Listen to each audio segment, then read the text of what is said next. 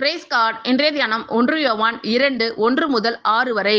என் பிள்ளைகளே, நீங்கள் பாவம் செய்யாதபடிக்கு இவைகளை உங்களுக்கு எழுதுகிறேன்.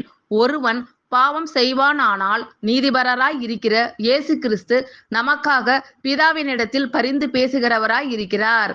நம்முடைய பாவங்களை நிவர்த்தி செய்கிற கிருபாதார பலி அவரே. நம்முடைய பாவங்களை மாத்திரமல்ல, சர்வலோகத்தின் பாவங்களையும் நிவர்த்தி செய்கிற பலியாய் இருக்கிறார். அவருடைய கற்பனைகளை நாம் கை கொள்ளுகிறவர்கள் ஆனால் அவரை அறிந்திருக்கிறோம் என்பதை அதனால் அறிவோம். அவரை அறிந்திருக்கிறேன் என்று சொல்லியும் அவருடைய கற்பனைகளை கை கொள்ளாதவன் பொய்யனாய் இருக்கிறான், அவனுக்குள் சத்தியம் இல்லை. அவருடைய வசனத்தை கை கொள்ளுகிறவனிடத்தில் தேவ அன்பு மெய்யாக பூரணப்பட்டிருக்கும்.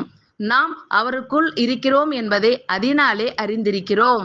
அவருக்குள் நிலைத்திருக்கிறேன் என்று சொல்லுகிறவன் அவர் நடந்தபடியே தானும் நடக்க வேண்டும். ஆமென். Thank you Lord.